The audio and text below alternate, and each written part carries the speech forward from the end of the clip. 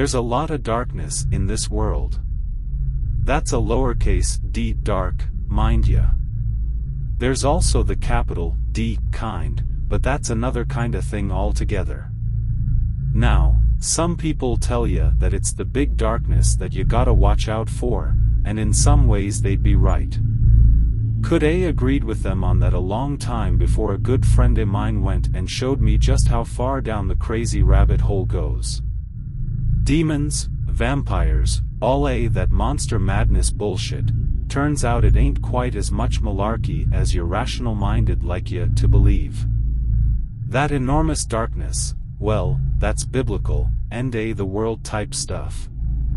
But the thing about that, it's obvious, why see? That kinda thing, any number of people stand up to fight it.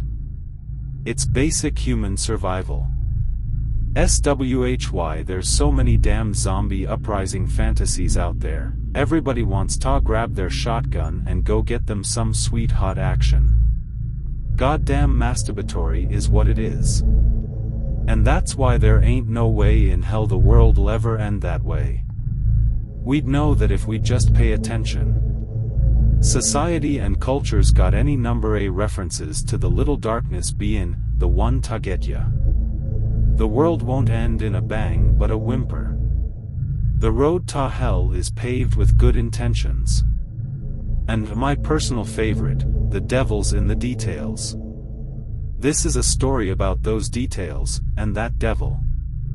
If you're looking for some kinda action movie blockbuster finish, I'd ask ya to get off now, 'cause there won't be any of that. Plenty other places you can go fare all the vicarious thrills and heroics you could ever want.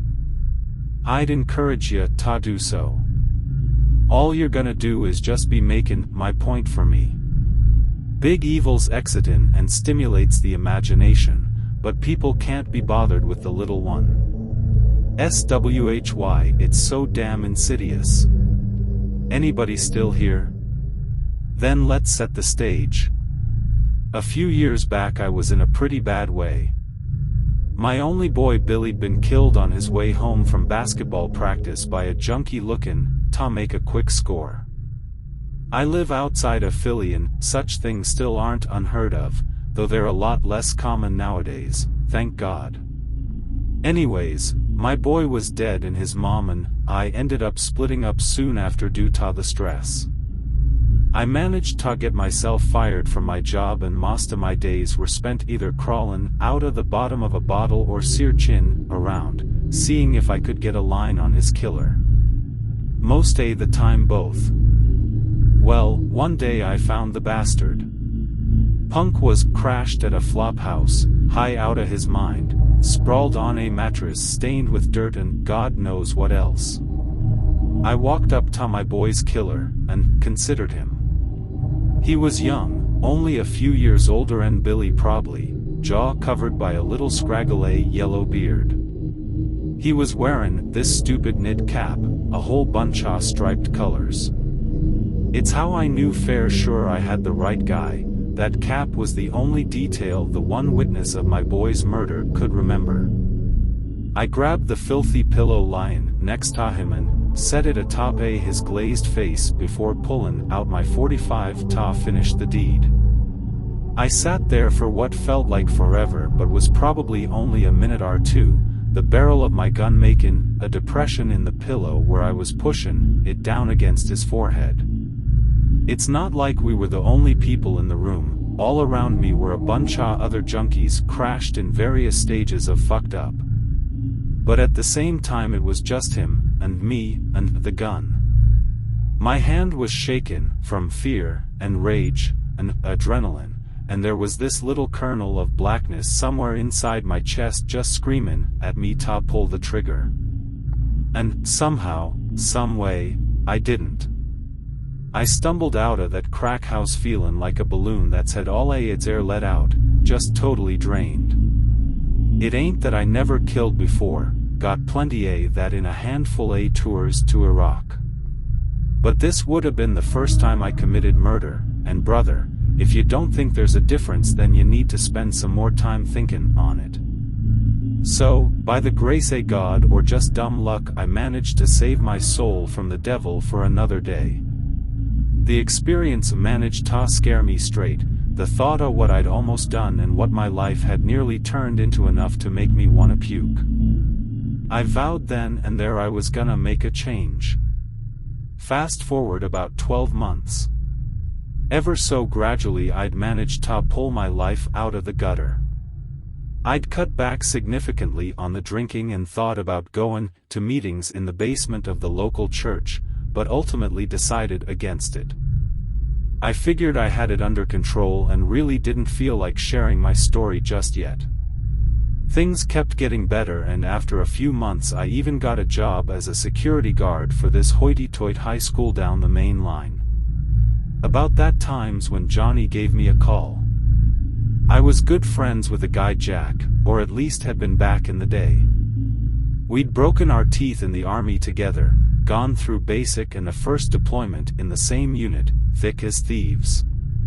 We'd been out of touch for the better part of a decade, but more just because our lives had grown apart than there'd been any kind of falling out. We got assigned to different stations, Jack got out, I stayed in. Life happens, you feel me? Johnny was Jack's older brother. I'd met him a few times, enough that if I ran into him I'd be sure to wave him down, but what were the odds of that? Well, pretty good, turned out. Johnny was in Philly for some kinda conference. Jack knew I lived in the area and told his brother to check up on me on account of Billy. Johnny called and told me we should go grab a drink. I was unenthusiastic, seeing I tended to do my drinking alone as I didn't need anyone egging me on, but what was I gonna do? I didn't feel like insulting my friend's brother, even if we hadn't exactly talked for a few years. I told him I had second shift so it might be a little late, but he said no problem, he'd go ahead and get started without me. I finally rolled up to the hotel in my old beater at about 12:30. Johnny was sitting in the lobby and he stood up when he saw me walk through the door. "Gabe, how you been, man?" "Passing well, Johnny. How's your brother?" "Good, good." "Say," he glanced over at a well-dressed fella sitting next to him, "let me introduce you to Bernard."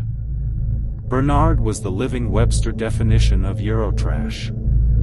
Fake tan, stupid short-ass stubble beard, tailored German suit, spoke 3 languages and could be a pretentious dick in all of them. You know the type. Turns out Johnny had just met Bernard earlier in the evening. The guy was Polish but working for a Swiss branch of Johnny's company. This conference was his first time in America, and he was looking to get fucked, or at the very least fucked up. Johnny asked if I'd mind if Bernard'd come along for the ride, and grudgingly I said no problem. Now, it was midnight on a Wednesday, or Thursday I suppose, so we had to drive around a bit before we found somewhere we could get a beer. The name of the establishment we ended up at was the Fireside, though why I couldn't tell ya, 'cause there wasn't anything like a fireplace inside. It was a total dive. I'd been in plenty like it in my army days, and just walking in I could tell we should probably think about heading back the way we came. But Johnny was insistent that we wouldn't be able to find a better place, and Bernard figured it'd give him the real American experience he was hoping for. So that was settled. Johnny and Bernard were both already well on their way to a pretty solid headache the next morning from their pregame at the hotel. They picked up right where they'd left off with Johnny Askin, the Polax pretending to be a bartender what kinda microbrews they had. She gave him this look that'd curdle milk. The only other folks in the bar were a handful of locals shooting pool on the other side of the room that were already eyeing us up.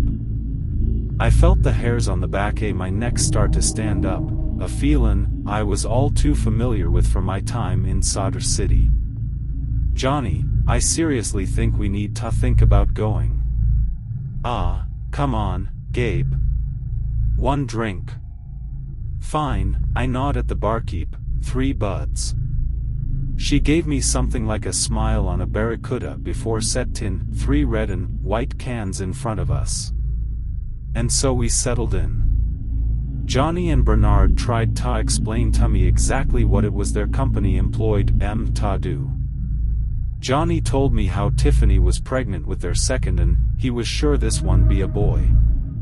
I sat there with my beer in front of me, occasionally taking a swallow as I tried to listen, but really my focus was still held by the 4 pool players shooting looks at us from across the room. I did some mental math, nodding along with the conversation. I figured I could take 2 of them, sure, and Johnny could maybe handle 1. But Bernard couldn't punch his way out a wet paper bag. I wasn't liking the odds. I started to interrupt Bernard, who was telling us all about his daily workout routine, when one of the locals finally decided to make his way over. "You foreign?" He looked at Bernard, the smell of booze giving away the fact he was well into it.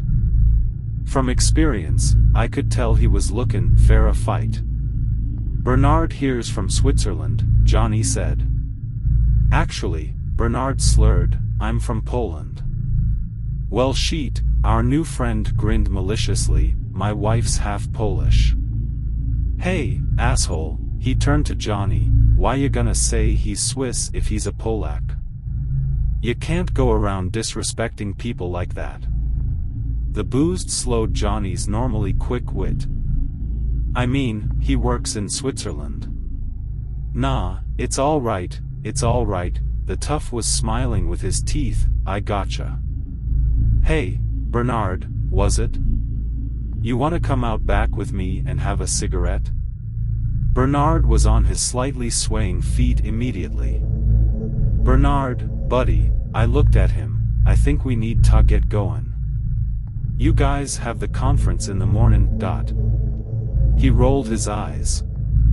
"Fuck the conference. I'm going for a smoke." The local patted my shoulder. "Yeah, friend, we're just going for a smoke. Won't be a minute." Before I could say anything further, they were already out the back door. Johnny was back in his drink, already forgetting the whole thing. "Johnny," I asked him, "how invested in your new buddy are ya?" He shot me a quizzical look. "'Cause I'm pretty sure he's about to get his ass kicked out back, and I'm of a mind to just walk out on him before they decide to take it out on us too." Johnny just laughed at me. "Gabe, really? These guys are harmless." "No, they really ain't, Johnny. I'm gonna tell you again, we need to leave. Now grab your stuff and let's get out of here. I'm just pulling my life together, and the last thing I need is to be getting into bar fights. Let's go find a pay phone and call the cops to come make sure Bernard walks out of here okay. We can do it anonymous, so if I'm wrong, even though I'm not, there won't be any harm done." Johnny got mad then, a drunken kinda anger. "Fuck off, man. Look, if you want to leave, that's fine. We can make our own way back to the hotel. I was just doing Jack a favor looking in on you anyway. Now, come on." "No. Damn it, I need this. Another kid on the way. You know the last time I got to go out? Seriously. Fuck off." I opened my mouth to say something else, but then thought better of it. Words wouldn't change anything. I had work the next day, and damn it, I wasn't gonna screw up my teetering hold on a somewhat normal kinda life for a thankless drunk. An ass-kicking served Johnny right. I stood up, tossed some bills on the bar and walked out without a look back, even though I still had a bad feeling I couldn't quite shake. You'll remember earlier, I said I'd saved my soul for another day when I didn't sanction Billy's killer. Little did I know this'd be the day. You see, I didn't end up calling the cops after I left. I thought about it, Sure, but then decided that, nah, there's 2A Johnny and Bernard. One of them will be in enough a one piece to help the other out after their thumpins'. And, like I said, it'd serve them right. Well, came to find out the next day that I'd been dead on about the ass kickin'. Didn't stop with a beatin', though. The papers said it was a beer bottle across the head that finally killed Johnny, but he'd also been stabbed a dozen times, so who knows. I went into a bit of a depression for a while after. Fell off the wagon fair a bit, almost lost my security job, though somehow I didn't. Skipped the funeral, didn't want to face Jack. He never called me, dunno if he ever even found out I was there. So what's my point? We tend to think of the devil as some red-faced, horned motherfucker, and after all I've seen I'll admit the possibility that something like that maybe even exists. But that's the capital D darkness, the one anybody'd stand up to fight against.